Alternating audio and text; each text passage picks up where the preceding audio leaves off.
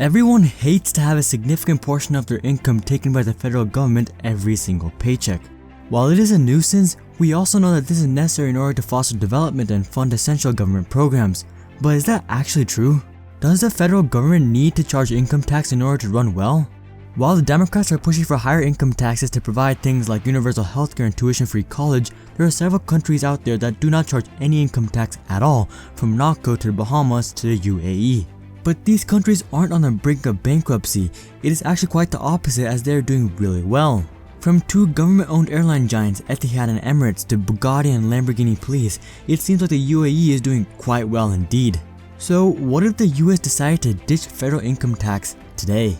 Considering that income tax takes up such a large portion of our income, it makes sense that income tax revenue accounts for just a little over half of the total US federal tax revenue. So if income tax was cut out, the US would instantly lose out on $1.746 trillion in revenue. Taking that into account, how do many countries survive without this major source of income? Well, usually the answer is natural resources, tourism, or some other government-funded program that funnels money into the federal government. In the UAE, this makes it possible for residents to not only not pay income tax, but also not pay sales tax. Instead, the government gets revenue through hefty fines and royalties on oil and gas. The UAE has one of the most expensive fine systems in the world, and tax on oil and gas companies range from 55 to 85% of total operating profits. On top of this, the government makes a lot of money off of tourism, as many of the popular tourist destinations is government owned. Not to mention there is a government service fee when tourists stay at hotels and dine at restaurants, and that the government owns two multi-billion-dollar airlines. So that's how the UAE is able to keep their government running. But we don't even have to look that far. There are several states within the US that don't have state income tax, like Texas and Alaska. These states, like the UAE, make money through one of those other venues. Even the US itself didn't permanently impose federal income tax until 1913. Before that, while there was income tax here and there for funding things like the Civil War, it wasn't until the 16th Amendment that a permanent income tax came to be. Since that time, the US has racked up a lot of expenditures that would not be possible without this revenue.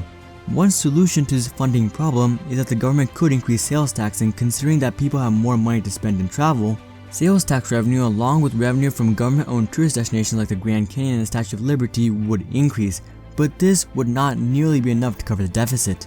As a result, the US government would no doubt have to cut out government-funded programs. Since the lost revenue is instead going to residents of the United States, the most meaningful place to cut funding would be welfare programs like Medicare and Social Security, because people now have that money. The cutting of Medicare would make it much tougher for people to get affordable health insurance, and this would lead to many people not taking health insurance, costing hospitals millions of dollars. As for Social Security, this would not nearly be as impactful as Medicare, as people would simply be expected to save for their own retirement, which is definitely reasonable.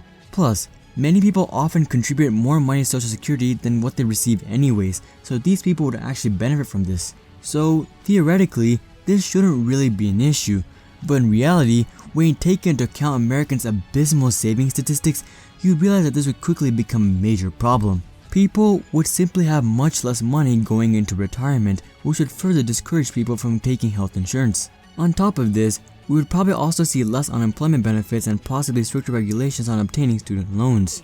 In essence, each individual would have a lot more responsibility.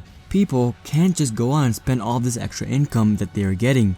They would have to save strategically for retirement and ensure that they have emergency funds for getting through unemployment or sudden medical emergencies. They would have to make sure to save more money for their children's college and may be more inclined to take better care of their health. While this extra responsibility may be a problem for many, as they would simply waste more money as they get more money, this doesn't have to be a bad thing. For people who have a good grip on their spending habits, this will open up a whole new slew of possibilities. For instance, they may now be able to max out their 401k or Roth IRA every single year now.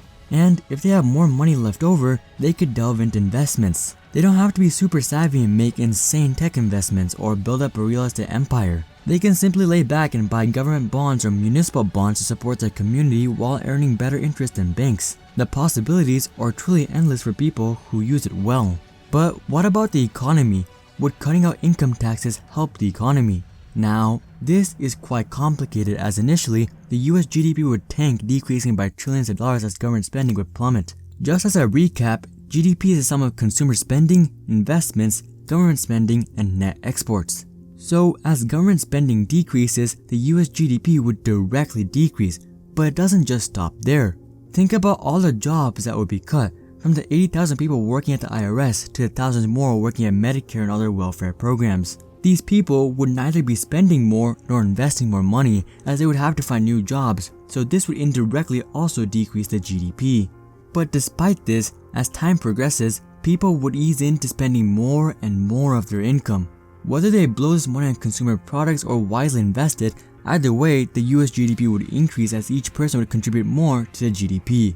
This would be accelerated by the fact that the price of goods would decrease as businesses wouldn't have to pay corporate income tax. And as people are spending more money, there would be more opportunities to open businesses and sell more products to consumers. As these businesses expand, they will not only increase competition, but hire more people to run operations from software developers to executives. Plus, already big businesses would be able to sell even more products, and as a result, they will hire more people as well. Soon enough, all of the people displaced by the government would be absorbed into the private industry, and they'd probably be making more money as well. And within a decade after the abolition of federal income tax, the US GDP would rebound to its original position. In fact, economists predict that the GDP per capita may actually be higher than it started. GDP per capita is not always the best way to measure how well a country is doing, but a higher GDP per capita generally means better standards of living along with lower unemployment rates. And then there's politics. An abolishment of income tax must be supported by a significant majority of the population for such a radical change to be passed by Congress. As a result, this means that either the Democratic Party has died out or they have completely changed their political agenda in order to have a chance at winning an election. We will see political parties shift their focus onto economics, like with early America, where there was the Federalists and the Democratic Republicans, which were based on the support for the federal bank. This could be the Democrats or a smaller capitalist party, but either way, the government would be run by people with conservative beliefs. While the economy is peachy and all, there will be negative repercussions eventually. As time moves on, more and more people will spend more and invest and save less. Of course, there will always be people who spend their money wisely. These people will be doing better than ever before and have more freedom than ever before as well. And yes, the rich would be getting richer and the poor would be getting poorer. But it's not really the rich's fault, as everybody would have more opportunities. It's just that only some choose to handle their money well or follow their dreams. Getting a decent paying job would be quite attainable, and starting a business realistically cannot get easier or more profitable than this. The problem is that the general population will neither put in the work to grow a bustling business nor manage their extra income well, and eventually this will lead to major issues. People will start retiring later and later or die working as they didn't save enough money to retire. This will make it harder for fresh college graduates to get a job and much more difficult for people to get promoted, as these experienced workers will cling on to their jobs. As for people who do end up retiring, most will have to downgrade their lifestyle, possibly something even worse than living out of social security checks. This will lead to a decrease in general public happiness, as it has been proven by all the Scandinavian countries that more welfare programs is correlated with more happiness. Mounting public distress will eventually cause protests and rebellions, and we will see a president win an election based on the premise of promoting welfare. And how do you fund these programs once again? Income tax. We would find ourselves right back to where we started, actually further back than where we started. As it is evident, cutting federal income tax would simply not be sustainable for the US unless the lost revenue is filled in by a supplemental revenue source. Maybe the US could build tourist attractions like the Burj Khalifa or Palm Islands that attract people from all over the world and bring in more revenue. But without more revenue in other sectors, the federal government cannot cut income taxes, as that would no doubt eventually lead to public outrage. Overall, this would be the closest to a pure capitalist society that we can get to without cutting out basic government regulation. While this can work in a small country filled with enthusiastic capitalists, or a country that can be sustained off of other means like the UAE, for a country as big and diverse as the US, a pure capitalist society, just like a pure socialist society, just won't work. And we would need a mix of both socialism and capitalism to keep the general population happy, or at least generally not unhappy. Now, I don't think we need to take this as far as democratic socialists want to take it, from a federal job guarantee to Medicare for all. Personally, I think we already have a good mix, but that's just what I think. What do you guys think? Would you be interested in an income tax-free society, or do you already know that you'll blow all of your money and so you'd rather have the government take care of certain things? Make sure to comment that down below. Also, if you guys like this video, then make sure to drop a like and consider subscribing if you'd like to see more videos just like this one. But until then, I'm Hari, and I'll see you guys on the next one.